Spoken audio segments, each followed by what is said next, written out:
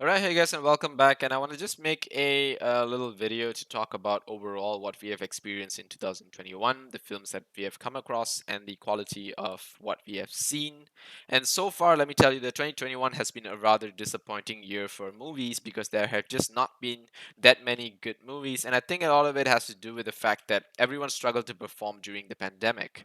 So it's totally understandable, and I really hope that the film industry recovers as well as every other industry because things are really bad right now. There are a lot of people who are still jobless, homeless, and some people don't even have basic necessities. It's getting worse. Like if we thought people were already in poverty before 2019, it's not gotten any better. And in fact, a lot of the middle income group have sunken lower, and things are getting really difficult. So I can understand if there are not that many good films being produced recently, but I feel that there should be more opportunities given to everyone to be a part of some sort of, I don't know, industry that keeps growing. And the film industry always has demand, and I feel that they could open up a lot of new jobs, especially to help people out. But hey, who am I? So let's start off by talking about the Mayor of Easttown. If you guys have not watched this, it's a TV drama. It's like a mystery drama, and yeah, Kate Winslet is acting. I would say it's a really good TV drama. If you guys have not watched, a mystery drama in recent years or whatever, you guys should definitely watch it. And if you're a fan of mystery and crime drama, then you probably will find this not that exclusive or whatever, but it has some pretty good moments, and I highly recommend you watch The Mayor of Easttown. Then secondly, we have Loki here in the list. Loki is rated a little too high on this list. 8.3 is way too high. Because this TV series just beats around the bush too much and doesn't really do much with the character Loki. It also resets Loki several years back, especially considering the journey that he has gone through in the Avengers and in Ragnarok and all the way to Endgame. They basically undid his character to give him a totally new story and turn him into a hero. I'm not entirely against it, but I feel that we sort of have gone back on the character development, and they basically redid his character development in a single episode with Owen Wilson, and then carried him through a whole other story, and the story led to literally nowhere because, yeah, it's just some, I don't know, some weird time loop stuff. So they were just gonna keep doing things like this, and people are just gonna keep watching it for I don't know what reason, because I really didn't gain anything from watching Loki the way I feel. That's just what it is. Dune was a really good movie, and I believe I have not done a review of it, which I definitely should. And let me just tell you, Dune is really good. A really good sci-fi film. It was boring for most of the times. I'm not gonna lie, really slow, really draggy, and boring. But if you're someone who loves world building and loves sci fi, then you won't feel too bored. I feel that Dune reminded me of Lord of the Rings. But of course, in a more sci-fi aspect of world building, and there were a lot of interesting elements, a lot of new terminologies and a lot of new characters and new factions and stuff like that, which made it a really interesting thing for me to start getting into. And I think Dune may be something that will open us to a new franchise altogether, new games, new board games, video games, new merchandises and stuff like that for us to collect and whatever. Because Dune just seems like it's gonna open a whole new kind of Star Wars. At least that's what it feels like to me. By the way, I sorted this list as you can see here by movies in 2021 to 2020, yeah, basically 2021, rated between 7 to 10, with at least 100,000 votes. So I feel that this is a good way to gauge movies that a lot of people have watched and ratings that are a little bit more accurate than most. Um, so at least 100,000 people have voted for these films. Like you can see, there's 200,000 votes for Loki. So you can tell that most people actually do like this film. But you must also take it with a pinch of salt, because normally the people who do vote for the movie are those who like the movie, or those who extremely hate the movie. Like if everyone are neutral, like okay with the film, they just wouldn't really, I feel they wouldn't really bother rating it. Zack Snyder's Justice League was definitely for me the best film of this year so far. I can't wait to see Spider-Man, but I don't really think it's gonna top CSJL. This was so far been the best movie of the year. There's really no question about it. I think that if anyone tries to downplay this film, they really just should go and rewatch it because there's just so many awesome moments, awesome things. It's really a whole new world that Zack has built, and it would be it would be injustice to not complete it. So I really hope that uh, we get to see the rest of it. Squid Game was a really interesting TV drama series, though not that good. Quite frankly, I mean, like just in terms of like the game world where things happen, there's so many Japanese animes I feel that have done things better than Squid Game. Of course, they are a lot more violent, a lot more vulgar, and maybe not very suitable for TV drama stuff. But I think because people don't really explore anime that much, they feel that Squid Game is a oh wow, holy crap, everyone's watching it, stuff like that. And because it's on Netflix, probably. But I think if you start watching a bunch of animes, you realize that there are so many violent Japanese game animes that actually have better parts of both the game and the character building and better ending and story than Squid Game. So yeah, Squid Game just didn't impress me, honestly. WandaVision, as I said, I gave you my reviews on WandaVision. There's just so many things that this film didn't pull off for me, didn't do that well for me. Like the entire aspect of Vision investigating things from the beginning to the end, and then not they built Vision's character as the only guy who knew what was going wrong, and Vision was actually investigating, and it all amounted to nothing because all of a sudden a witch showed up and started fighting against Wanda, and that turns out to be the end story. So yeah, whatever. And then they also copied the Vision versus Vision fight from Man of Steel. So okay, Shang-Chi, as I said, was a really interesting and good action kung fu sort of mythical Chinese movie, and I liked it. It doesn't, of course, the rating 7.6 is pretty close to my rating, I believe. But it's not a superhero film by any means because they don't do typical superhero stuff. They do typical Chinese action hero stuff. Like in their own little world, they go and fight their own little mythical creatures, and they go and defeat their own mythical enemies. That sort of thing, which is a great story by itself.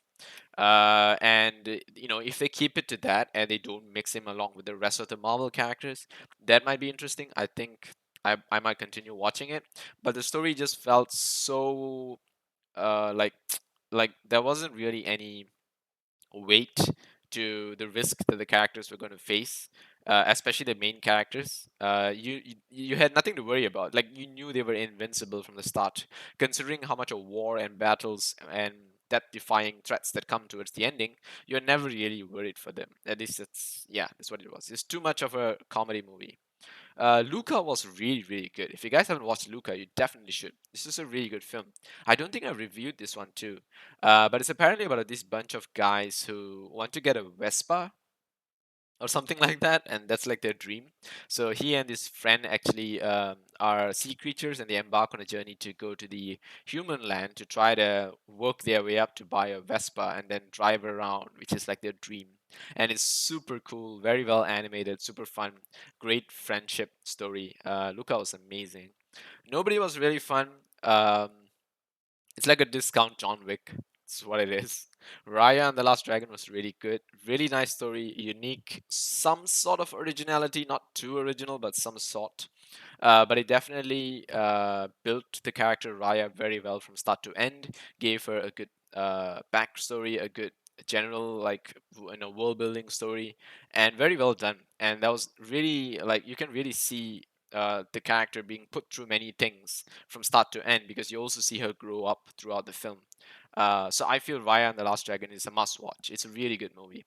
Cruella is not about Cruella. It's about this whole new character that was just created, and Stella apparently Emma Stone, right? And Stella is not cruel in any way. She's just weird, I think, and that's what it's about. But it's fun. It was a fun movie, but it's not Cruella. No Time to Die was an amazing James Bond film, one of the best James Bond films, and definitely it'll be very, very difficult to top. And I think it has definitely topped all the previous James Bond films. Maybe not Casino Royale, but maybe the previous installments definitely, and it's given a new depth and a new meaning to the character James Bond, because Daniel Craig has introduced this new layers to the character, of layers of emotion, layers of tension, drama, and these sorts of things. Sure, Bond felt a little bit invincible in this film because they built up to the moment where he'll be given a send off. So I really like that whole aspect to it. Um, but yeah, they actually gave Bond a child. Wow, my God, that's a risk. That's a pretty interesting risk. But they didn't really build his emotional bond with the child in any way. They just put her there, sort of a plot convenience, which is why I felt this film, as I said in my review, was trying to achieve a little too many things. Um, and it did touch on everything every now and then to tell itself that yes, I'm trying to do all this and I'm going to do it as well as I can. But I feel that if they had trimmed down the plot a little bit and given more focus to specific moments in time, it would have been a slightly better film than what it actually was. But regardless, it was a super cool film and super fun, and James Bond was definitely amazing. So yeah, Falcon and Winter Soldier, I think, was probably the worst of the Marvel installments. No one's gonna care about this movie, honestly. And quite frankly, I feel really bad because Anthony Mackie and Sebastian Stan acted really well in this. They're really good characters as well, but the plot was just so bad. Plot was just terrible.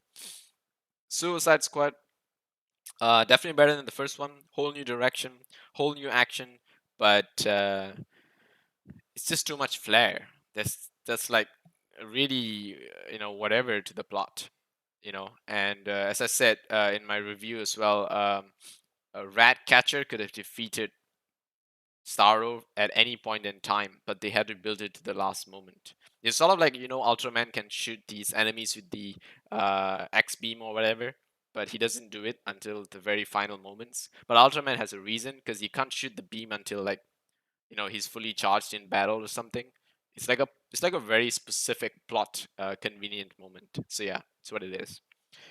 Free Guy, fun, but will be forgotten. Wrath of Man, I feel this movie was just another action movie. Honestly, it's not that great. It's something like what's that movie, I can't get his name. Yeah, but it's sort of like the revenge. It's like Walking Tall. It's a bit like oh man, I really can't get the name of it. But yeah, it's just another action movie that of this guy that just goes around pretending to be an ordinary guy and then turns out to be the Punisher or something like that. But yeah, these turn out to be the movies that are rated between 7 and 10, with 100,000 to 10 million votes. Of course, as you can see, most of these films have just above 100,000 votes. There are a whole bunch of other films that have less than 100,000 votes that are also really, really good, and you guys should check out. But just want to talk about this list in this year, and I think that a lot of movies just haven't been caught up yet by a lot of people. And I think once they do catch up, the numbers may change. So let me actually go back and just sort of filter this out for you guys, just to see if we can get a 50,000 vote film. Yeah, and maybe give it a little bit lower rating margin just to see if we missed out any interesting movies. Um, include adult titles, all titles. Yeah, let's do that. How about that? Oh, Arcane. Yeah. Oh yeah, yeah. This is a new TV series. It's like a League of Legends stuff. And I've just begun watching this, and I highly recommend you guys do because the animation is amazing and the world building is amazing. And from the first episode that I watched, the character building is pretty cool. I really hope that this film does really well. Arcane. I'm really looking forward to it. It's like a TV series. So yeah, and of course, who can forget Invincible? It's a must watch. It really was pretty brutal, pretty amazing. But I really don't think it tops The Boys, just because it is very focused around two characters, which is Omni-Man, I think, and Invincible, and not really much else. Maid, I have not watched, so I can't really comment on it. But yeah, probably I'll check it out. Let me just pop it in the tab. Margarita Istan, Loki, Dunes, CSJL. Friends, the reunion is not a movie. Let's not talk about it. One Division, whatever. Mitchells versus the Machines was super cool. You guys have to watch it. Really fun animation, really good comedy, and a good story. A pretty good movie, but it may not be remembered just because it didn't do anything particularly too well, and the ending was just too wacky and ridiculous. But it is what it's meant to be, a ridiculous movie. Shadow and Bone. Quite frankly, I watched like 5 or 6 episodes and it was boring, so I stopped. But people keep telling me that it was really enjoyable, so I'm not sure what it is that I missed. Yeah, but yeah, maybe I'll check it out again. Midnight Mass. I have not watched it, but I should probably keep it on the list. Judas and the Black Messiah. I did not watch this, but people told me it's pretty good. So yeah, you know what? I'll keep it in the tab as well. Marvel's What If, as I said in my review, 3 episodes out of the entire series was really good. The rest of it was a bit of a letdown. Um, Cruella No Time, Behind Her Eyes. I don't know what this is about. Not sure if I should watch it. I'll pop it in the tab. The White Tiger was a very interesting film. Um, really, really interesting story. What do you call this? It's not amazing visually or anything. The music is pretty good. The character is pretty nice. You really feel the tension in this film because it's about a poor guy trying to reach the upper class, or rather, a low class character who's a driver trying to reach the upper class world and somehow manages it towards the end. So you guys should check it out. The Dig, I don't know what this is about. Eternals, I have not watched it. I've heard such horrible things about it. Probably I should watch it to experience it for myself. Fear Street, really, mm, not too positive about it, but I'll check it out. Black Widow was bad. Tomorrow War was terrible. Green Knight was meh. Uh, meh. Yeah. Jungle Cruise was terrible. Red Notice was meh. Godzilla vs Kong was okay, meh. Godzilla King of the Monsters is still the best monster movie. The Guilty was okay, I think. But it's too boring for me. I stopped halfway. I only watched it for Jake Gyllenhaal, quite honestly. But after that, I stopped. Conjuring Devil Made Me Do It was not as good as the James Wan installations. It's just nowhere near as good. Conjuring 2 remains to be king. Malignant was not very good. James Wan did not deliver in this. Probably because it felt too much like Professor Quirrell from Harry Potter. That is my only real complaint. Other than that, it was okay. There was a very nice chase scene and surprisingly an action scene in a horror movie. But other than that, everything else just didn't feel. It wasn't scary, honestly. The Little Things. Uh, I didn't watch this. No, no idea what this is about. Check it out. Fear Street Part 1. Oh, interesting. So it's a two-part movie? Okay, never mind. Let me check it out. Hitman's Wife's Bodyguard was hilarious, but not as good as the first one. Venom Let There Be Carnage was one of the worst movies of the year. Probably the worst movie. Yep. And one of the I think it's the worst superhero movie ever made as well. Mortal Kombat, the previous one was honestly better. I'm not even kidding. Those Who Wish Me Dead, just forget about it. Don't watch this. It's nothing, nothing really.